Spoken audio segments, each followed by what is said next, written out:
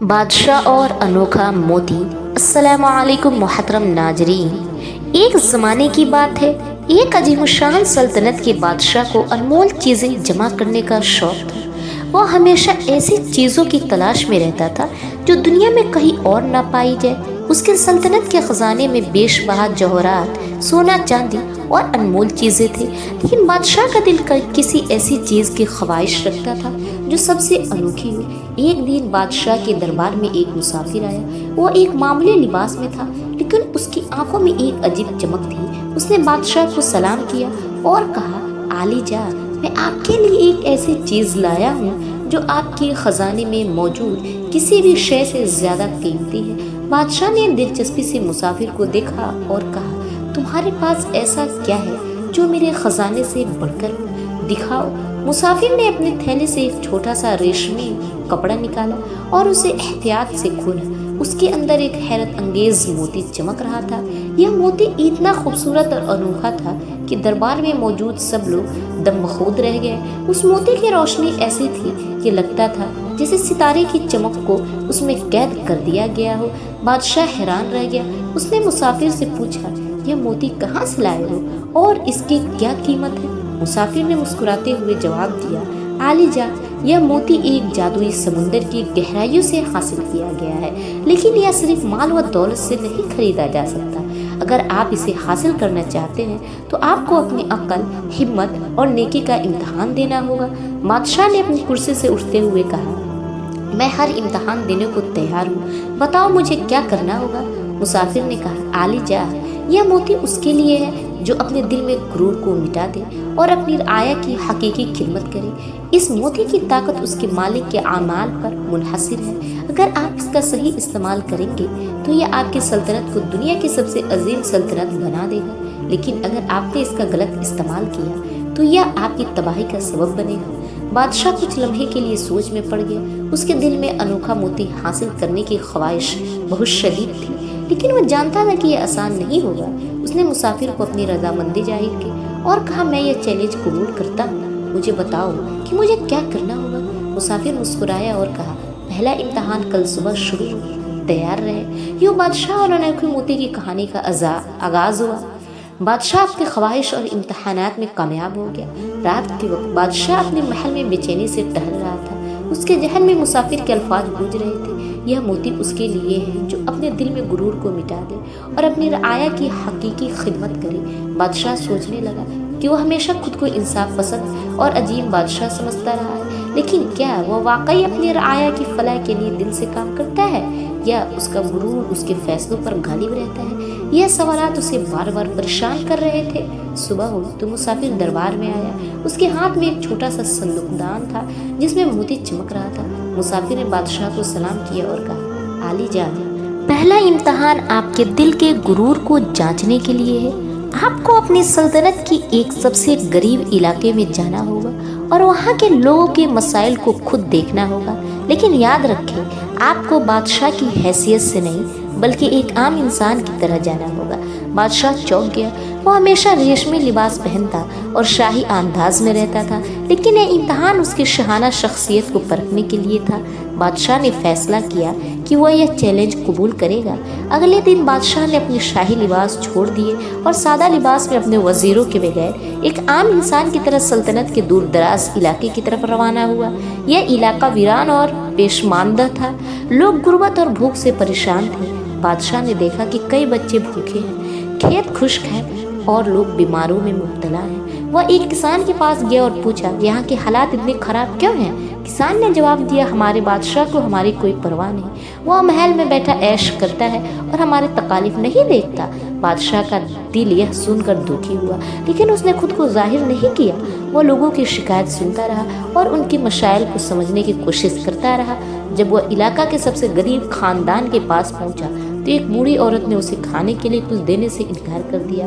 उसने कहा, यह खाना मेरे बच्चों के लिए है, हम गरीब लोग हैं और किसी के पास देने के लिए कुछ नहीं है। बादशाह ने आजिज़ी से कहा, माँ जी, मैं यहाँ खाने के लिए नहीं आया बल्कि आपके दुख जानने के लिए आया हूँ। यह सुनकर बूढ़ी औरत के दिल में नरमी आई और उसने बादशाह को अपनी कहानी सुनाई।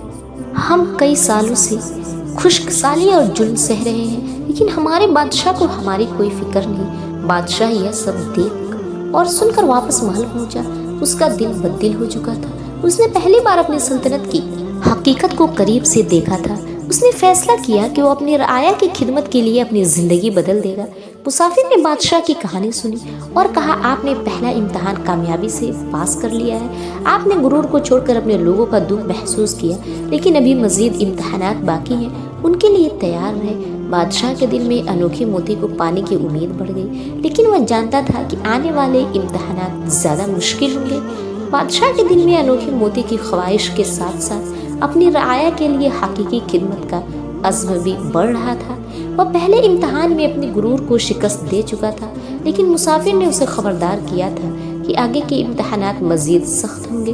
اگلی صبح مسافر دربار میں آیا اور بادشاہ سے مخاطب ہو کر کہا، عالی جاں، دوسرا امتحان آپ کے انصاف پسندی اور قربانی کی صلاحیتوں کو جانچنے کے لیے ہے۔ آپ کو ایک ایسا فیصلہ کرنا ہوگا جس میں آپ اپنی جان یا خاندانوں کو ترجیح نہ دیں بلکہ انصاف کا بول بالا کریں۔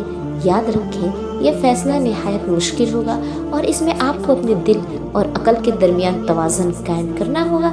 بادشاہ نے مسافر کی بات غور سے سنی اور کہا، میں تیار ہوں، بتاؤ مجھے کیا کرنا ہوگا۔ مسافر نے ایک لمحہ طوف لیا اور کہا، شہر کے بازار میں جاؤ، وہاں ایک مظلوم شخص تمہارے انصاف کی فریاد لے کر کھڑا ہے، لیکن یاد رکھو فیصلہ ایسا ہوگا جو تمہارے شاہی وقار کو چیلنج کرے گا۔ کیا تم تیار ہو؟ بادشاہ نے سر ہلا دیا اور فوراً بازار کی طرف روانہ ہو گیا۔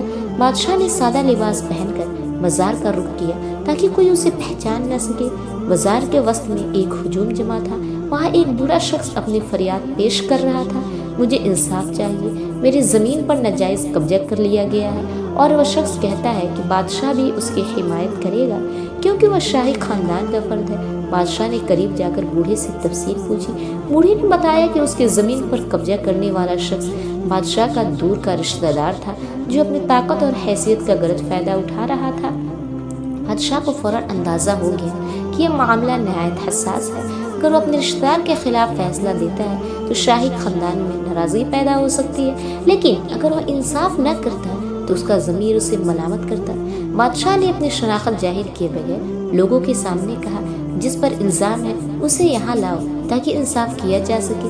جب بادشاہ کا رشتہ دار وہاں لایا گیا تو وہ فوراً بوڑھے کو جھٹلانے لگا اور اپنی حیثیت کا حوالہ دینے لگا، لیکن بادشاہ نے دونوں فریقین کی دلائل سنی، زمین کے کاغذات کا معائنہ کیا اور فیصلہ سنایا۔ زمین اس بوڑھے شخص کی ملکیت ہے اور جو اس پر قبضہ کرے گا اسے سخت سزا دی جائے گی، چاہے وہ شاہی خاندان کا فرد ہی کیوں نہ ہو۔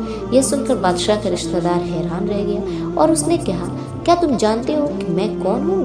بادشاہ نے اپنی شناخت ظاہر کرتے ہوئے کہا، ہاں میں جانتا ہوں کہ تم میرے خاندان سے ہو، لیکن میں نے انصاف کا حلف اٹھایا ہے اور میرے لیے سب رعایا برابر ہے۔ شام کو مسافر دربار میں آیا اور بادشاہ کی روادات سنی۔ مسافر نے مسکراتے ہوئے کہا، عالی جاں، آپ نے دوسرا امتحان بھی کامیابی سے پاس کر لیا۔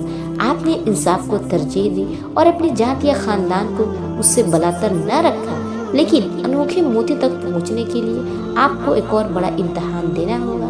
بادشاہ نے گہری سانس لیتے ہوئے کہا، میں تیار ہوں، بتاؤ اگلا امتحان کیا ہوگا؟ مسافر نے کہا، اگلا امتحان آپ کی محبت اور قربانی کی حقیقت کو پرکھے گا، کل تک انتظار کریں۔ بادشاہ کو معلوم تھا کہ یہ سفر مشکل ہے، لیکن اس کی امید اور عزم مضبوط تھا۔ وہ انوکھے موتی کی حقیقت کے قریب پہنچ رہا تھا۔ بادشاہ نے 2 امتحانات کامیابی سے پاس کر لیے تھے، لیکن ہر امتحان کے بعد اس کی اندرونی کشمکش بڑھ رہی تھی۔ مسافر کے الفاظ گونجتے رہے، اگلا امتحان محبت اور قربانی کی حقیقت کو پرکھے گا۔ بادشاہ یہ سوچنے پر مجبور تھا کہ کیا واقعی محبت کی قربانی دے سکے گا؟ اگلے دن مسافر دربار میں حاضر ہوا اور بادشاہ سے کہا، عالی جاں، آج کا امتحان آپ کے دل کی سب سے عزیز چیز سے متعلق ہوگا۔ آپ کو فیصلہ کرنا ہوگا کہ محبت کی اصل طاقت قربانی میں ہے یا اختیار میں۔ تیار رہیں کیونکہ یہ امتحان آپ کے لیے سب سے مشکل ہوگا۔ بادشاہ نے یقین دلایا کہ وہ ہر چیلنج کا سامنا کرنے کو تیار ہے، لیکن اس کے دل میں بے چینی تھی کہ آخر یہ امتحان کیسا ہوگا۔ اس دن شام کو بادشاہ کی اکلوتی بیٹی شہزادی نور محل کے باغ میں کھیلتے ہوئے اچانک بے ہوش ہو گئی۔ شاہی حکیموں نے اس کا معائنہ کیا اور بتایا کہ कि शहजादी किसी पुरअसरार बीमारी का शिकार हो गई है। वह जल्द ही कमज़ोर होती जा रही थी और कोई दवा उस पर असर नहीं कर रही थी। बादशाह का दिल टूट गया। शहजादी नूर उसकी ज़िंदगी का सबसे कीमती असासा थी। उसने हुक्म दिया कि दुनिया भर से माहिर हकीम और जादूगर बुलाए जाएं ताकि शहजादी की जान बचाई जा सके। रात के वक्त मुसाफिर बादशाह के पास आया और कहा, आलीजा, शहजादी की बीमारी का इलाज का एक रास्ता है, लेकिन वह आसान नहीं। इस बीमारी का इलाज सिर्फ जादुई मोती की रोशनी से हो सकता है। बादशाह हैरत से बोला, वही मोती? मुसाफिर ने असबात में सर हिलाते हुए कहा, हाँ, लेकिन याद रखो, अगर तुम यह मोती अपने बेटे के लिए इस्तेमाल करते हो तो ये हमेशा के लिए ख़त्म हो जाएगा और तुम इसे कभी हासिल नहीं कर पाओगे। तुम्हें फैसला करना होगा, अपनी बेटी की ज़िंदगी बचाने के लिए मोती की कुर्बानी दो या अपनी ख्वाहिश को तरजीह दो और शहजादी को कुदरत के सुपर्द कर दो। बादशाह के दिल में एक तूफान बर्पा हो गया। अनोखा मोती उसके लिए सबसे बड़ी ख्वाहिश थी, लेकिन अपनी बेटी की मोहब्बत भी उसके दिल में गहरी थी। वो महल के बाग में जाकर अकेला बैठ गया और सोचने लगा, अगर मैं मोती को कुर्बान कर दूं तो मेरी मेहनत और इम्तहानात ज़ाया हो जाएगी, लेकिन अगर मैं अपनी बेटी को ना बचा सका तो क्या मैं एक अच्छा बाप कहलाऊंगा? कई घंटों की कश्मकश के बाद बादशाह ने फैसला किया। उसने मुसाफिर को बुलाया और कहा, मेरी बेटी की ज़िंदगी किसी भी चीज़ से ज़्यादा कीमती है और मैं यह मोती कुर्बान करने को तैयार हूँ। मुसाफिर ने मोती बादशाह के हाथों में दिया और कहा, यह मोती शहजादी के पास ले जाओ और उसे उसकी रोशनी में रख दो। बादशाह ने मोती को शहजादी के पास ले जाकर उसकी रोशनी से नवाजा।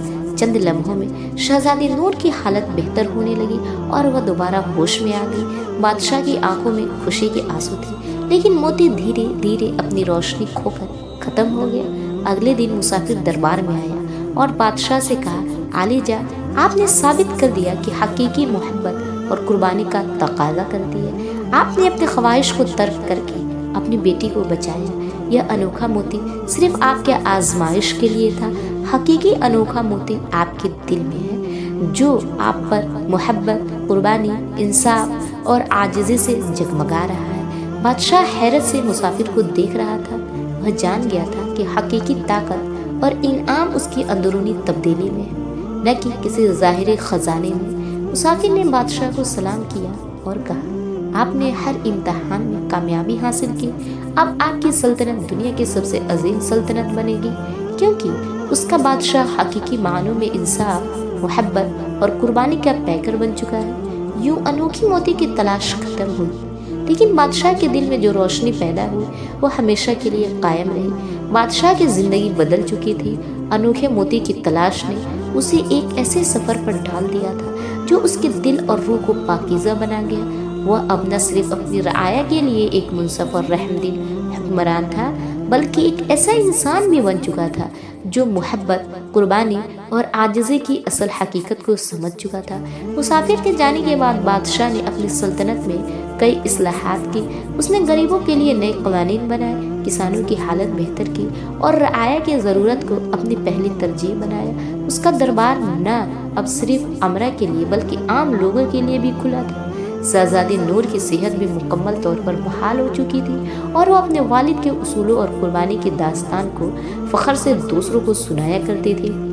बादशाह की शोहरत दूर दूर तक फैल गई, लेकिन अब वो शोहरत उसके ख़जाने की वजह से नहीं बल्कि उसके किरदार की बुलंदी की वजह से थी। इस कहानी से हमें यह सबक मिला है कि दुनिया की सबसे अनमोल ख़जाने सोना या जवाहरात में नहीं बल्कि मोहब्बत, इंसाफ, कुर्बानी और आजिज़ी में छुपे होते हैं। बादशाह ने अनोखे मोती को हासिल नहीं किया, लेकिन उसने अपने दिल में एक ऐसी रोशनी पैदा की जो हमेशा के लिए उसकी ज़िंदगी को मनव्वर कर गई। और यूं अनोखे मोती की तलाश के साथ साथ बादशाह की कहानी न सिर्फ उसकी अपनी ज़िंदगी बल्कि उसकी सल्तनत के लोगों के लिए भी खुशगवार इनाम को पहुंची। बादशाह के दिल में अब सुकून और खुशी थी जो पहले कभी महसूस न होती थी। अनोखे मोती की तलाश ने उसे एक बेहतर इंसान और एक अजीम बादशाह बना दिया था। वह समझ गया था कि दुनिया का सबसे बड़ा ख़जाना ज़ाहिरी दौलत नहीं बल्कि मोहब्बत, इंसाफ और कुर्बानी है। शहजादी नूर की मुस्कुराहट और रआया की खुशहाली देखकर बादशाह को यह एहसास हुआ कि असल इनाम मोती नहीं बल्कि वह खूबियाँ थी जो इस सफ़र के दौरान उसने अपने अंदर पैदा किए। इसके बाद बादशाह ने कभी किसी ایسے ہی انوکھے خزانے کی تلاش نہیں کی، کیونکہ وہ جان چکا تھا کہ سب سے قیمتی خزانہ پہلے اس کے دل میں موجود ہے۔ یوں یہ کہانی نہ صرف بادشاہ کے لیے بلکہ ہم سب کے لیے ایک سبق بن گئی۔ حقیقی دولت وہ ہے جو دل کو سکون اور دوسروں کو خوشی دے۔ بادشاہ نے اپنی سلطنت کو حقیقی انصاف، محبت اور قربانی کی بنیاد پر استوار کیا۔ انوکھے موتی کی تلاش نے اسے یہ سبق دیا کہ دنیا کے سب سے قیمتی خزانے ظاہری اشیاء میں نہیں بلکہ انسان کی نیکی اور خدمت کے جذبے میں پوشیدہ ہے۔ شہزادی نور کی صحت یابی اور رعایا کی خوشحالی نے بادشاہ کو اس بات کا یقین دلایا کہ اس نے اپنی زندگی کا سب سے درست فیصلہ کیا۔ اس کے اعمال کی روشنی نے نہ صرف اس کی سلطنت بلکہ اس کے دل کو بھی روشن کر دیا۔ بادشاہ کے یہ الفاظ ہمیشہ یاد رکھیے گا، حقیقی بادشاہی دولت سے نہیں بلکہ انصاف، محبت اور قربانی سے کی جاتی ہے۔ اور یوں بادشاہ نے اپنی زندگی کا سب سے بڑا خزانہ پا لیا، ایک پاکیزہ دل اور خوشحال رعایا۔ بادشاہ نے انوکھے موتی کی تلاش میں اپنے غرور، انصاف، محبت اور قربانی کے امتحانوں سے گزر کر یہ سیکھا کہ دنیا کا سب سے قیمتی خزانہ کسی چیز میں نہیں بلکہ انسان کی خوبیوں اور اعمال میں ہوتا ہے۔ شہزادی نور کی صحت اور رعایا کی خوشحالی نے بادشاہ کے دل کو سکون دیا۔ اس نے اپنی باقی زندگی محبت، خدمت اور انصاف کے اصولوں پر چل کر گزاری۔ اس کی سلطنت تاریخ کی ایک مثال سلطنت بن گئی جہاں پر شخص خوشحال اور مطمئن تھا۔ اور یوں انوکھے موتی کی تلاش نے بادشاہ کو سکھایا کہ حقیقی خزانہ دل کی روشنی اور انسانیت کی خدمت ہے۔ ایسے ہی اسلامی ویڈیو دیکھنے کے لیے ہمارے چینل کو سبسکرائب کریں۔ اگر آپ کو ویڈیو اچھی لگی ہو تو لائک کریں، اور اگر کوئی غلطی ہوئی ہو تو کمنٹ میں ہماری اصلاح ضرور کریں۔ ملتے ہیں ایک ایسے ہی نئی ویڈیو کے ساتھ۔ السلام علیکم۔